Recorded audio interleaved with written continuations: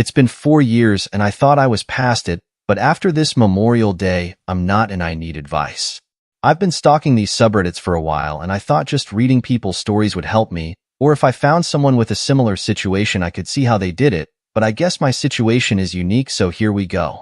First, let me be clear, I don't care if you think this is fake, I don't care if you want to rip me a new one after it already happened. I thought I was okay, I thought I moved on, but after last weekend it all came back, and the anger I had back then just came in full force. And even though I'm back home with my fiancée, that anger towards my ex just won't go away.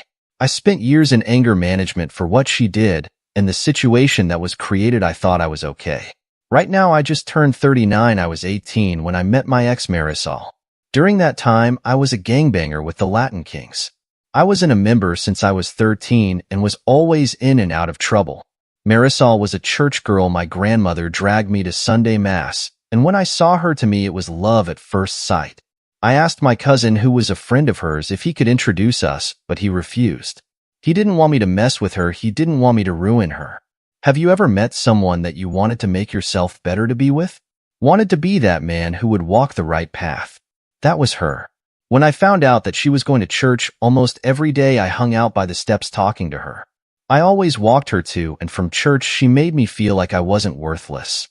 One thing led to another, and we were dating and I felt great. A year and a half after I pushed myself away from the gang life, got my GED.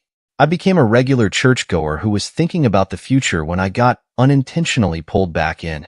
I was at a store and ran into someone that I used to have problems with. They were running their mouths, and I tried to ignore it. I swear I did. I just then let them talk and I walked away. But then I got stabbed in the shoulder blade and I lost my mind. I beat the shit out of him. I got arrested and suddenly it was like the shit I did to make my life better vanished. Marisol was pissed at me. My grandmother kept bringing up my past mistakes, and my cousin was telling me that he knew that I wasn't going to change. My public defender saw me trying to better myself and by the grace of God got me off after a month in lockup. Despite being angry with me, Marisol did visit me almost daily. A month after I got out, I found out I was going to be a father, and I didn't want my kid to have a dad that was dead or in jail. We eloped. I went to a trade school to become a mechanic and I busted my ass for my future family.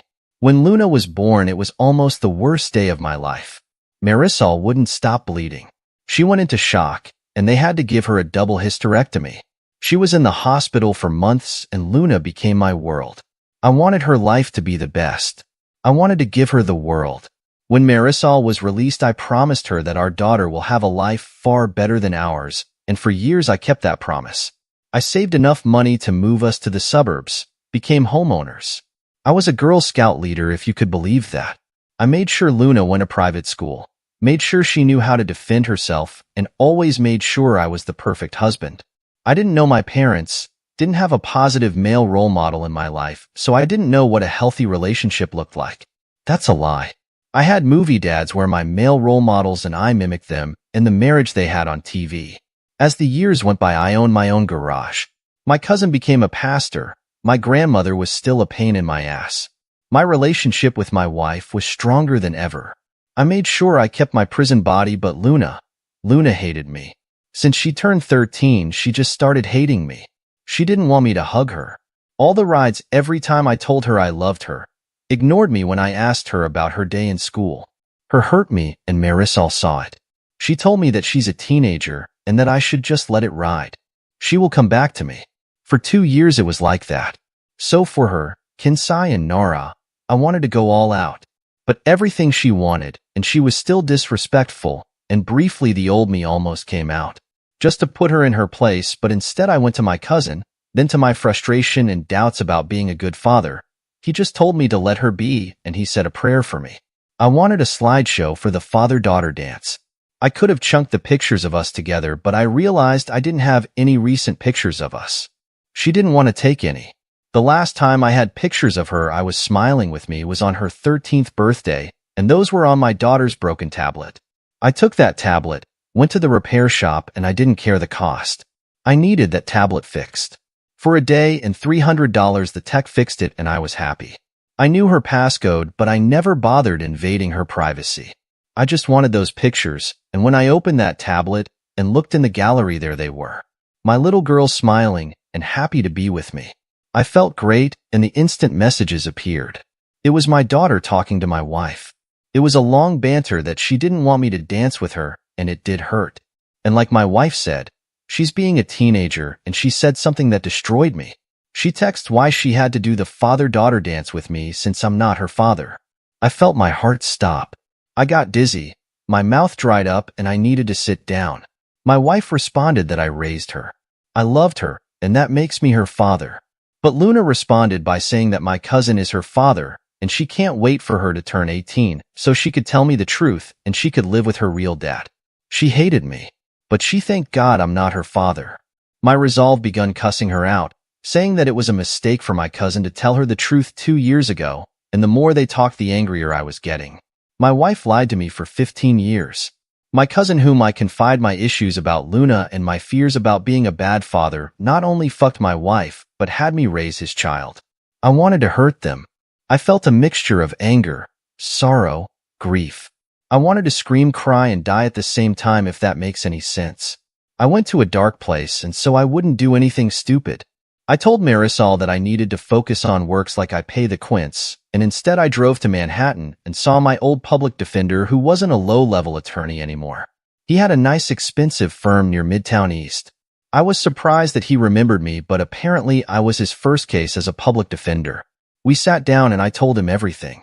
I gave him the tablet, and when he turned it on, the messages just kept coming. Only this time Luna was talking to my cousin, a real father, and he was telling her to give me a chance. How I was always there for her, but Luna told him that so was he. Now it makes sense that they have so much in common, and even called him happy multiple times in their conversation, and he responded and told her that she was his little girl. He went through our options, and he asked me what I want to do, and I told him that I wanted to go full scorched earth. I wanted to poison the well, and he asked me several times if that is what I wanted and nodded.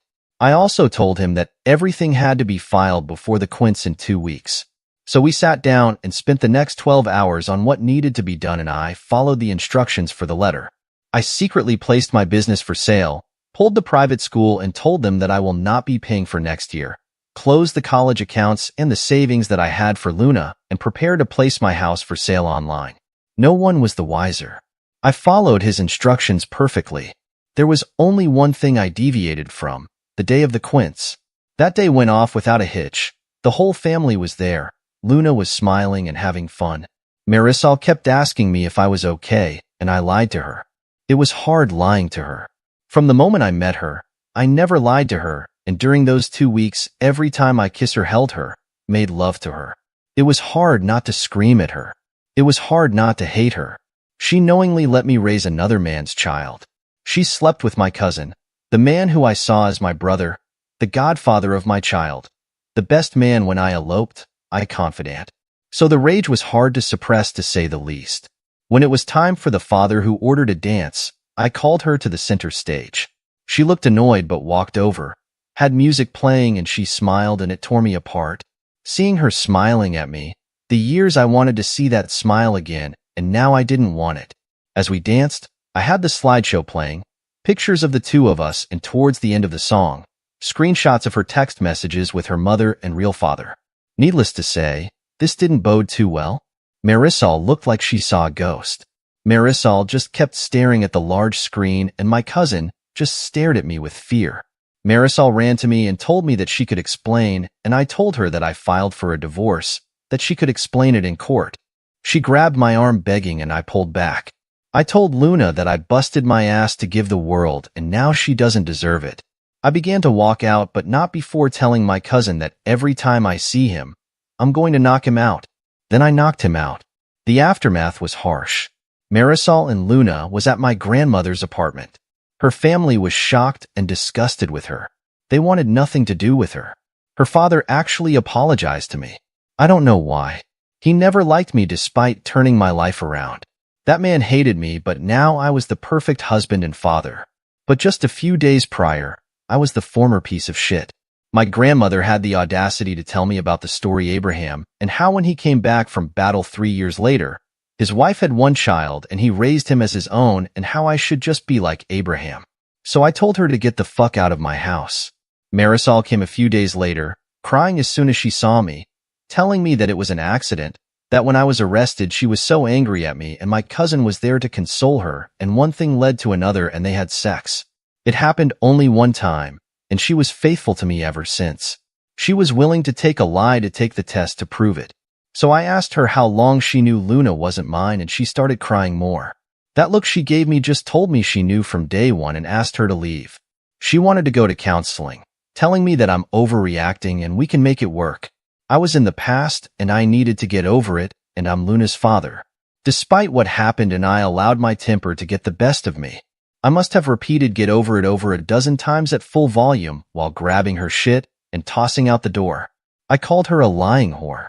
I told her that I didn't want to see her fucking face ever again, and that I told her this life that I built no longer belongs to her before shoving her out the door. A couple of weeks went by, and she kept blowing up my phone. Not once Luna tried to reach out to me. Marisol was shocked to learn that I sold my business.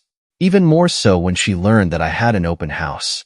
She came in screaming, telling the viewers to get out of her house and pleading with me to seek help, and I was ruining our marriage, that I had no right to sell our home. A home where we raised our child in, and I told her that this house is full of lies. It is a house where I raised another man's child, and when I sell it I will give her half and order her to get out before I call the cops. It was a bluff. All she had to do was play the victim, and I would have been arrested, but she didn't. She complied. Shortly after this, my cousin came to talk to me, and I knocked him out, tagged him outside, and closed the door. I refused mediation. Marisol wanted to reconcile, but I didn't. I wanted a divorce, and my attorney filed for a fast-track divorce, and in 3 months we were in Nassau County Courthouse. I barely spoke to anyone during that time. I read horror stories about the court system, especially during divorce proceedings, but I didn't have that. I had a female judge who was very fair. My attorney took care of everything. First, Marisol's lawyer tried to talk about my past when I was in a gang, as if my past barred a reason for me to be a terrible husband and father. But my attorney quickly smacked that down, and the judge reprimanded her attorney for trying to shame someone who turned their life around. My attorney presented all the evidence and offered a lump sum alimony payment with the pending sales of the house and business. At first, Marisol kept asking me to reconsider, but I ignored her, and once she finally realized that I'm not budging, she agreed. Yet the real surprise happened when it came to child support. My attorney presented all of the text messages from Luna's conversation with Marisol, showing that not only Luna knew I am not her father, but she cannot wait to be with her real father, saying that she no longer has to live a lie. Marisol was completely caught by surprise from this. Then my attorney filed her motion to have my name removed from Luna's birth certificate. Had my last name removed, as well as not being responsible for any child support, since all parties agree that my cousin was her father. Marisol was shocked by this. She yelled at me, begged me not to do this to Luna, that I am her father because I raised her, and as pathetic as I sound right now, but if Luna didn't act that way towards me, she didn't say those things, I would have agreed. There were moments that I wanted to reach out and try to make it work, but then I would look at Luna's continuing text messages to her friends, her real father and mother, that I refocus on my resolve. So this day, I don't know what hurts the most, being lied to by a woman who you thought was a love of your life, or having a child who you tried to make their lives better to give them the world just toss you aside like trash. The judge was quiet for a long while reading page after page after page of text messages. In the end, she agreed. I was not financially responsible for Luna, and my name could be removed. My attorney also filed her motion for the courts to go after my cousin to pay for child support, and a motion to sue my cousin in civil court for all the money I have spent raising Luna. The private schools, dance classes, girls, scouts, horseback lessons. Everything I have spent on that child, and after my attorney explained to the judge that my cousin committed fraud for knowingly allowing me to raise his daughter and not offer any financial support or assistance. It was a Hail Mary, and the damn judge agreed. I didn't bother looking at Marisol when the judge made a decision. I didn't bother listening to her as I walked out the courthouse. I didn't care as I heard her cry, her telling me that she only cheated one time and was faithful ever since. I just didn't care anymore. A few weeks later, my ex called me, shocked that I stopped payments on Luna's private schools and all of her activities, and I told her to call her baby daddy before hanging up. Even Luna called me. First time since this entire ordeal, and she fucking called me crying that she has to go to public school. They were moving to the old neighborhood and how scary it was and how she wanted us to be a family again. I told her to go to a real father, the man who she truly wanted, and asked him. I yelled at her, told her that not only she knew for years, but I read all the text messages, the back and forth from her own words, that she was thankful that a hoodlum like me wasn't her father. Even though I haven't been a hoodlum since the day I found out that I was going to be a father. I hung up on her after that. I thought about ending it countless times. I thought about ending my cousin, but I made him pay. He had to pay me $500,000, $500,000 that was all mine, and not 1 cent belonged to my ex because she agreed on the lump sum. I didn't care that the money came from the church. I was hurting. I left New York shortly after and went to Idaho, as further away as I could from New York as possible. I just picked a random state and city and just left. I opened up a new shop, got a house, but for 2 years I had trust issues. For 2 years I saw a therapist, anger management. I went to rage rooms. It was difficult until I found myself going back to church, and ironically that was where I met my fiancée. Jocelyn is wonderful. She just turned 30 at the time, and we just hit it off. I told her everything that happened to me. I explained to her that I'm going to have trust issues, and she understood. A year later, she told me that I was going to be a dad and insisted that for me to have a DNA test, just so I can have peace of mind. I forgot what it felt like to be happy again, and when my son was born, I was overjoyed. I called my grandmother for the first time in years. She cried, and when I told her about my son, she insisted that I come to New York so she could meet her great-grandchild, guilt-tripping me by saying that she's 90 and would like to see me one more time, and I agreed.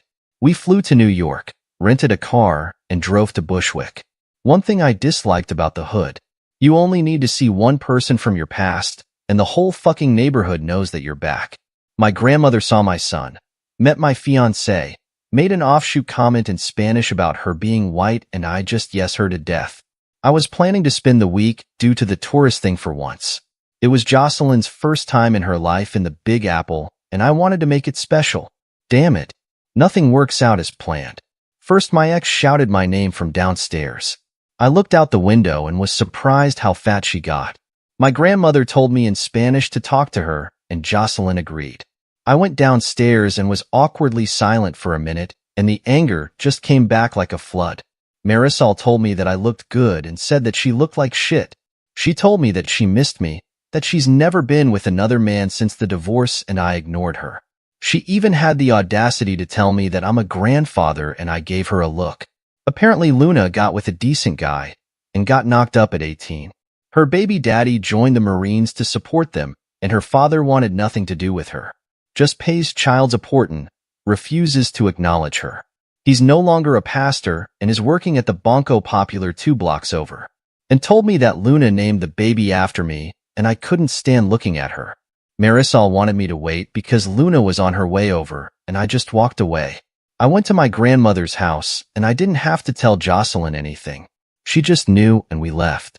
In the elevator, I told her what happened, and she smiled and told me everything was going to be all right. We look on Marisol's face when we left the building. She was looking at my fiancé like she was the other woman, and Jocelyn, without missing her beat, introduced my son to her. Well, she said, "I would like you to meet his biological child." That was a knife twist, but she knew my pain. Marisol kept trying to stop me from leaving, telling me that Luna felt bad about what she did and Jocelyn wanted me to make her amends. I was so angry. I hopped into the car, ignoring Marisol's pleas, and Jocelyn told me to extend an olive branch. So I gave her my number so Luna could call me and left. At the red light, I saw my cousin by the Crucifrito stand, and I don't know what came over me. I got out of the car and ran up to him and beat the shit out of him. Jocelyn was screaming and telling me to stop when we locked eyes. I could see the fear. I spit on him and left. I'm back home, working, being a dad and her good fiancé to a beautiful woman. Yet since going back, when I'm alone with my thoughts, the anger comes back. Luna did text me with a picture of her smiling with her son, telling me that she was sorry for what she did. Yet I don't know if she's sorry that she missed me, or if she's sorry because the man she wanted to be her father wasn't the man she thought he was. I'm confused and I'm scared to reach out to her. I want to get past this and I want to move on. My family was my everything. My daughter was my world. Even after these years, it still hurts. It still makes me angry, but I know I need to move on. But it's hard. I want to reach out to Luna, but I'm so scared. I have people telling me to let her back in, but all I could think about are those text messages and the lies, the constant lies. I need help, and my usual methods are not working. Thank you for reading this. I needed to vent. Like I mentioned, I don't care if you think this is fake. I really don't give a rat's ass, but your help is appreciated. Hope he comes up with an update and says, I'm waiting for the most to approve this, but it's been a while and yesterday was Father's Day. Luna tried calling me several times, and I looked at the phone. I wanted to answer. I didn't, but all that kept lingering in my mind was those messages. What she said to her mother, to a real father, her friends, so I ignored it. Eventually I listened to her voicemail, and she sounded so cheerful. She briefly apologized for her actions, but to me it didn't sound sincere, just passive. Maybe I'm overthinking it. She mentioned about her son, her fiancé, and asked me to call her. Number of requests, and I became infuriated. My grandmother and my fiancé are telling me to give her a chance, but when I asked my grandmother if Luna or Marisol ever asked about me in the 4 years I left, she said Marisol did constantly, but not Luna. So in my twisted mind, I think Luna wants me in her life, so her child will be taken care of. Or maybe she wants to milk me, and that made me so angry. Even Marisol tried calling me constantly, and I'm already thinking about changing my number. I spent the majority of my Father's Day in the gym hitting the heavy bag and having an appointment today with Anger Management Group. Maybe they can give me an outside opinion. If this ever gets published by the mods, I would like to get your opinion as well. In the meantime, I'm just figuring this out on my own. Next update. I would like to thank a user for his advice on sending an email as a start. I sent a small email to Luna that simply said, "What do you want?" Didn't expect the multi-paragraph response.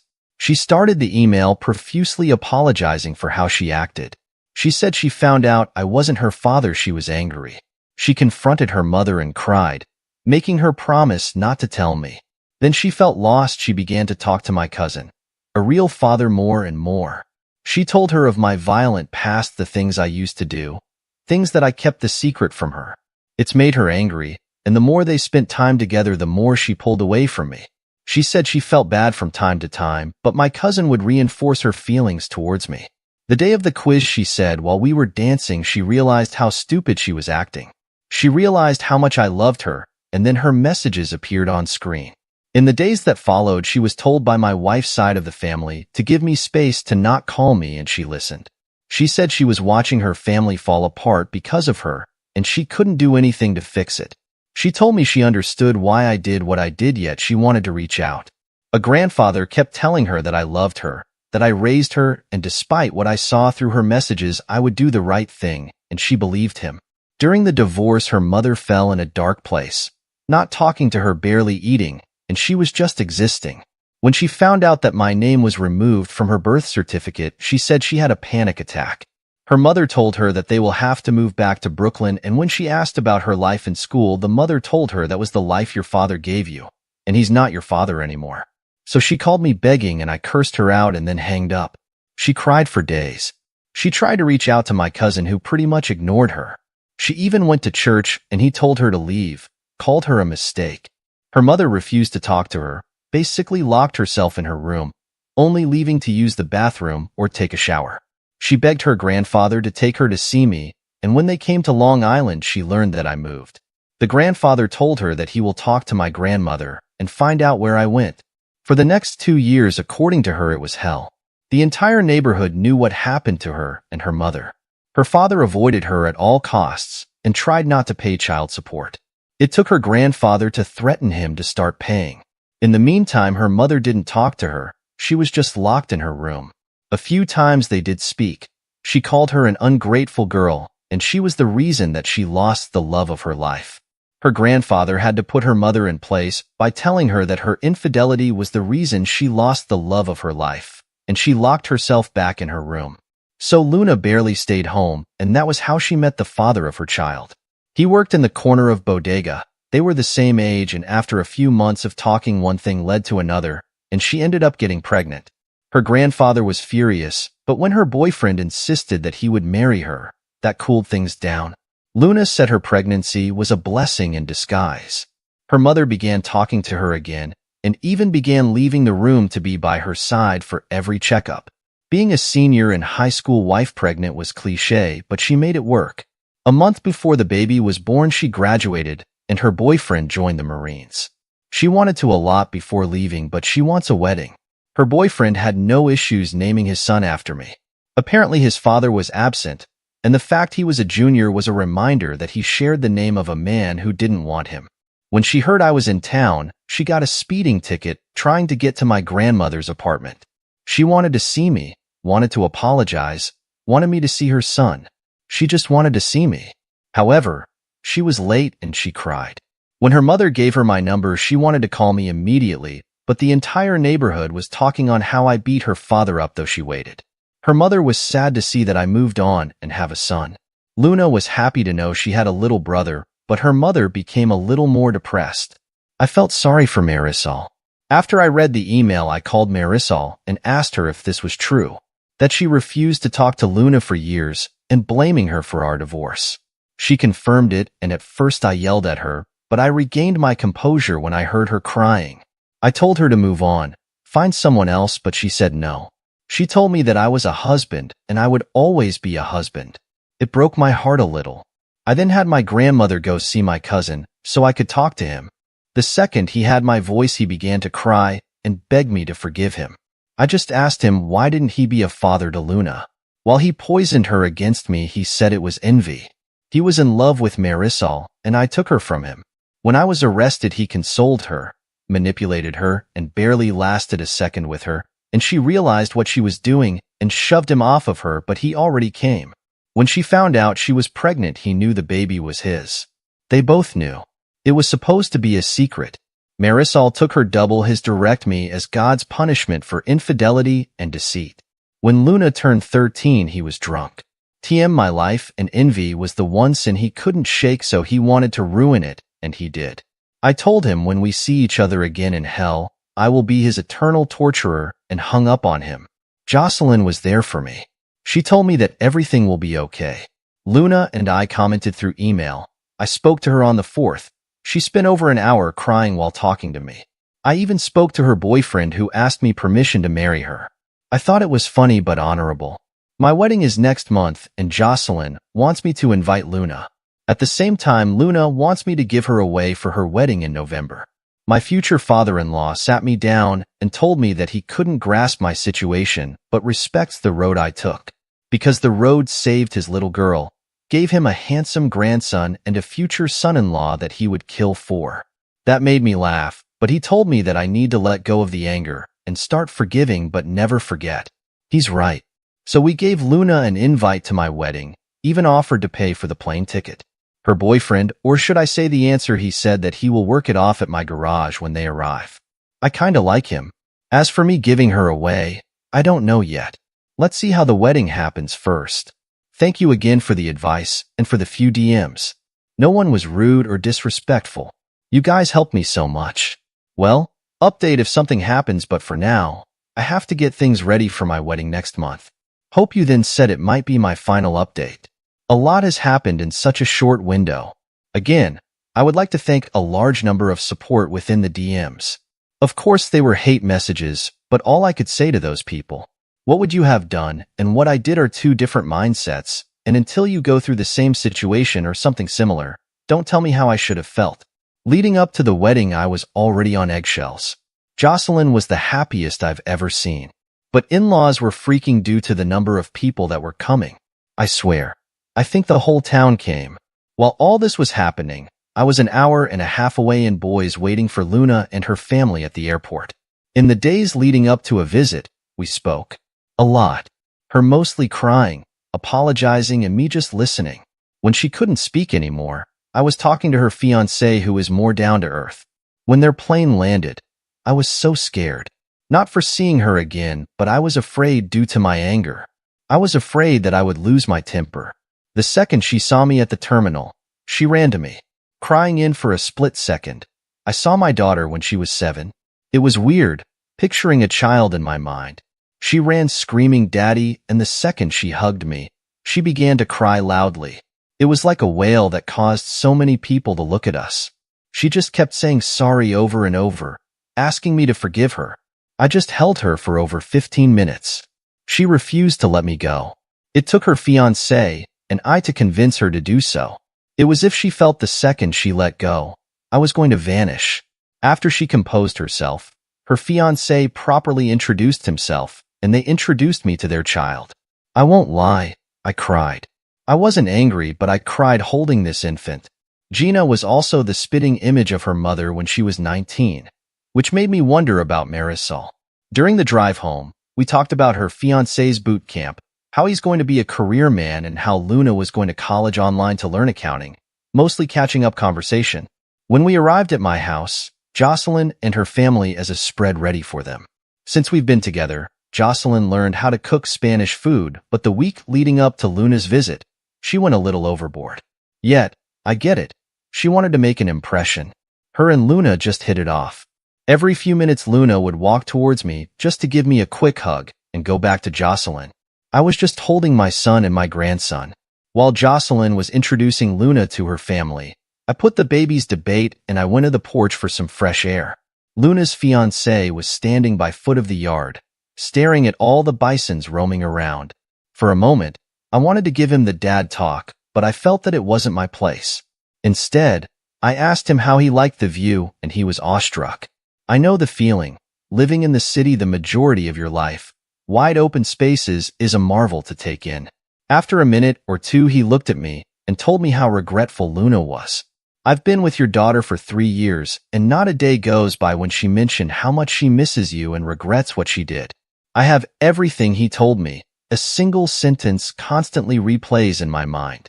A fiancé's name is Roberto, for a man who is only 19 years old. He acts and talks like a man in his 30s. That tells me he had a rough life, too mature so quickly. I know the feeling. The following day, I had to go to the shop, and Luna practically jumped into the car with a baby. Even Roberto told her it was okay and to enjoy herself. Luna looked like she was going to hyperventilate, and I told her that we'll work a half day and I spend the rest of the day with her. That seemed to do it, and I slowly began to realize how traumatized Luna was. During the drive, I asked Roberto how bad was she? She has severe abandonment issues, constantly afraid that he's going to leave her. Despite intel on her, he will never. She calls him a lot, a bit clingy at times, and in the beginning afraid to be herself in the fear that they will break up. He had to reaffirm his love for her, just so that she could let her guard down little. This was my doing. I know that, but he doesn't blame me. He told me he completely understood why I did what I did. Allow me to say that Roberto is a terrible mechanic. He knows nothing about cars, so I hadn't cleaned up the shop so he could work off the plane tickets. We closed early, and when we arrived, Luna practically ran towards me. She looked unhinged. I told her that I'll be back, and she went to her fiancé when I walked into my house. Jocelyn told me that Luna needs to be reminded that everything is going to be fine, but I won't leave her again.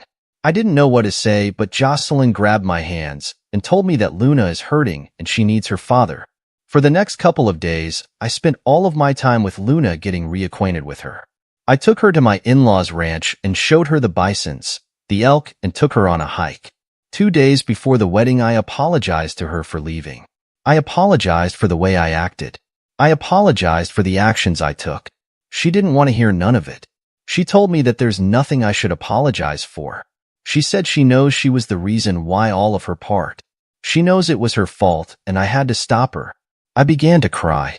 I told her it wasn't her fault. I was angry. I was hurting, and despite what happened, I should be the one who should apologize.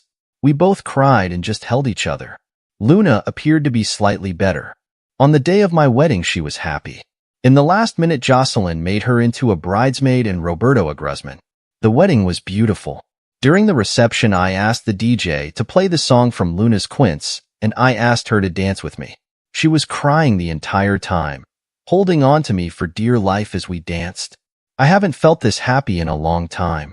I let Luna and her fiancé stay in my house, taking care of her little brother while I went to Hawaii for my honeymoon. When we got home, she was happy. She hugged us and it felt great. Roberto told me that he's going to Camp Dwyer in Afghanistan and would like to know if Luna could stay near us. He would pay for an apartment near us until he could buy a house, and of course I said yes. They went back to the city the day before yesterday. Like I said, it's been eventful. Luna's wedding is in November and Roberto is leaving in December. Roberto sent me what constitutes as a year's rent for a townhouse community 3 miles away from my house. However, Jocelyn suggests we should put a double wide on our property for Luna. Let us save money to buy a house when Roberto comes back. Marisol has been blowing up my phone, and based on the messages she left, she's not happy that Luna is moving.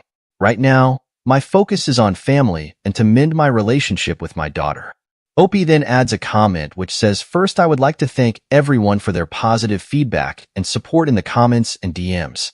Also, apologies for the delay in the update. I waited for Luna to come back from her honeymoon so I can show her this post. Our therapist wanted us to have full transparency when it comes to this situation. I wanted to make sure for me to share any more information since this is also about her." She read the post, but I refused to let her see any of the hateful comments considering how much she was crying from the post. Yet she had no issues with me posting an update. Then a tragedy happened with the passing of my grandmother, and I had to place it on hold. So let's begin where I left off. Jocelyn and I managed to get a double wide on our property and have everything ready for Luna and Roberto. Many people wondered why Jocelyn kept pushing to make peace in the beginning. Jocelyn didn't want my lingering anger to affect my family in order to make peace with myself for our family's sake. I'm grateful for that. As I mentioned before, Marisol was constantly calling me, and the day Luna left New York I spoke to her. She was crying and angry with me, telling me that I took her child and grandchild from her. I tried to explain to her that I want to rebuild my relationship with Luna, and almost immediately she began asking about me rebuilding my relationship with her. I had to tell her that I couldn't, which caused her to cry, and she hung up on me. Luna and Roberto loved the trailer, and the first thing Roberto did was starting the process to repay me. I told him that it wasn't needed, but he insisted and I appreciated it. A few days later, Luna and I had our first therapy session. I learned of all the anxiety medication she was taking, and I learned that she suffered from chronic panic attacks. One thing I can share about our sessions is that Luna is very remorseful and she suffered from years of verbal abuse from Marisol. There were things that shocked me. Some things that I found to be unbelievable, but was confirmed when I spoke to my former father-in-law. Marisol verbally and emotionally abused her. My cousin mentally destroyed her, and despite what my feelings were and the actions I took, I know I hurt her too. 2 weeks after they arrived, Roberto received news that he was being deployed sooner, so they had to move their wedding up. Her first Luna wanted to wait for him to come home, but Roberto insisted. He wanted them to be married before he left. Jocelyn and I offered to help pay for the wedding, but Luna told me she only wanted me to walk her down the aisle and give her away. I know people kept telling me to get a DNA test because there wasn't one from the court due to the circumstantial evidence that was provided. Allow me to tell you that there's no need for that.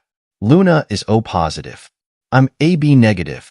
Marisol is B positive and my cousin is O positive. However, despite what happened, Luna is my daughter. I only wished I wasn't blinded with rage. Anyway, the wedding had to be small since it was being done on my in-laws' ranch. My former father-in-law, Roberto's mother, Marisol, and my grandmother was invited. Only 2 RSVP'd. My grandmother couldn't come because she wasn't feeling well, and Marisol was admitted in hospital for trying to hurt herself.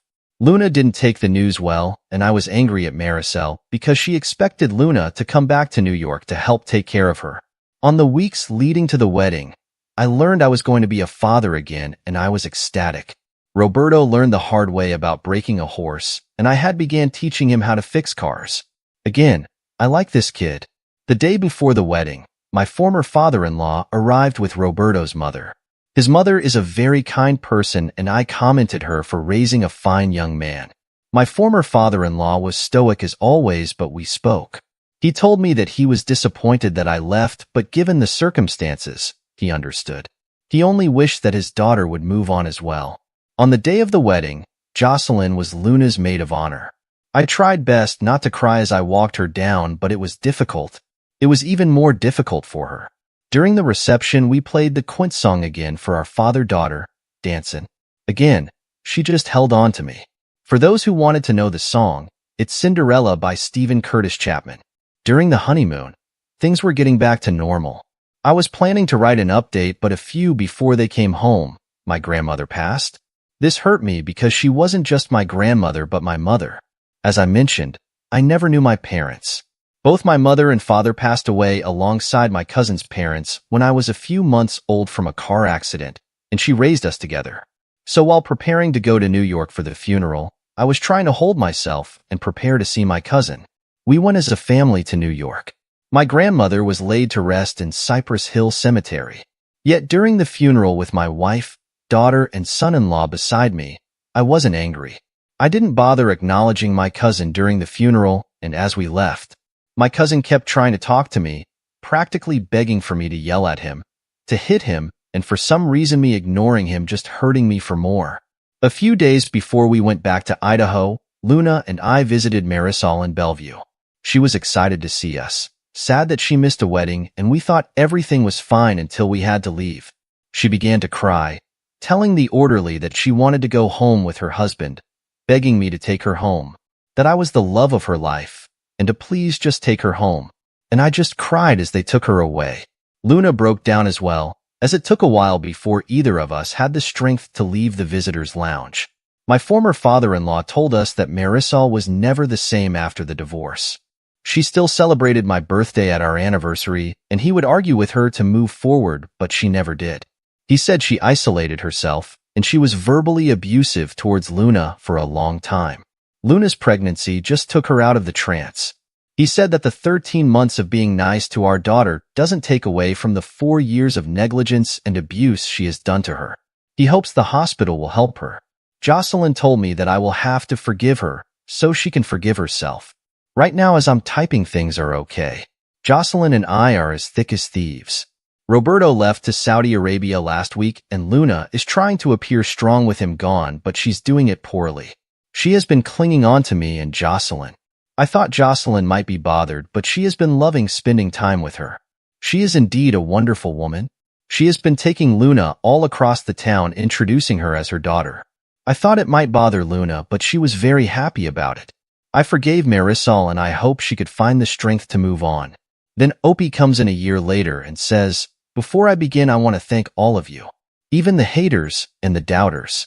When I posted a year ago, I was in a dark place. I was always angry, lost, depressed. People here really helped me, and the gratitude that I have for all of you will always be with me until the day I die. This community helped me get my daughter back. All of you helped me get my life back. Past year has been great, but not without his ups and downs. Have another son, and Jocelyn wants to try for another one. I'm going to have another grandchild. Luna is 2 months pregnant, and my son-in-law has applied for officer training school. I'm hoping he gets in. My daughter has been getting a little better since the therapist started in her prolonged exposure. For a while, her panic attacks went from mild to severe, and thanks to a user for suggesting exposure therapy, because it has been a blessing. Our therapy sessions together were hard in the beginning, listening to everything she went through. She owned up to her mistakes, and I owned up to mine. My in-laws have her working on the ranch. Nothing fancy, feeding horses, putting out hay, and my mother-in-law has been teaching her on herding bison. It makes me smile when I see her on a horse. Her face lights up. She and Jocelyn act like mother and daughter. Seeing how Jocelyn is overprotective of her is adorable, and blessed to marry such a wonderful woman. When I met her, she had just come out of a very abusive relationship. She had a swollen eye and bruises around her throat, and I volunteered to fix her father's 3 tractors for free since they were damaged due to the export and salt and sugar in the tanks. At first, I mind my business, but as she brought me food, we talked and got to know one and the other, and a month later, we had our first kiss. It was great. Took her out to dinner, and a few days later, her ex came to see me and tried to scare me off. I put the fear of God into him. Sorry, I went off topic there. In the first week of May, my ex-father and Lord passed away, and I was afraid that Luna would relapse, but she was strong thanks to Roberto being there with her. That man had a strong impact on her life, and the level of gratitude that I owe him will never be repaid. We all flew to New York, and he had his viewing like a true Boricua. He had a live salsa band and an open bar and a buffet with pastellas, pernil, tencocho. All of his favorite foods were there, but all to chow down. Do not mourn me, celebrate me. That was the banner of Riz Kasky that was draped with a Puerto Rican flag. He was wearing his vanilla ice cream suit. I couldn't help but smile the entire time. Marisol was there, but she was just staring into nothing. It was like her brain shot off only to turn back on when Luna, or I sat next to her, and she began talking about preparing for the quints. After a while, she realized where she is and her brain shuts off again. Her therapist told us during the second day of the viewing that her mind is stuck in a moment where she is at her happiest. When Luna walked away, the therapist told me that in her professional opinion, she believed my cousin may have raped Marisol, and her mind protected her from that trauma, rationalized it, and made her believe it was a moment of weakness. That messed me up, and I told Jocelyn what the therapist said, and she was shocked. She insisted that I should tell Luna, and I was afraid to. She made so many steps to get better. I didn't want her to revert back. Instead, we told Roberto first, who wanted to go and find my cousin. But I talked him down, and we sat as a family and spoke to Luna. It was a bad night, a really bad night. We had an incident at the burial 2 days later. My cousin showed up and invited and caused a scene. He was drunk, and I wanted to end him. I believe it's the proper term. Instead, I told him to leave. Roberto was holding me back, and my cousin began shouting that he was always better than me and always will be. It was because of him and his daughter that I made my life better, so in a way he is responsible for me bettering myself. I got angry, and I practically lifted Roberto off the ground to get him. Luna punched him in the mouth and began pummeling him. She was screaming and crying. She was so angry while attacking him. I briefly hesitated, and Roberto pulled her off of him.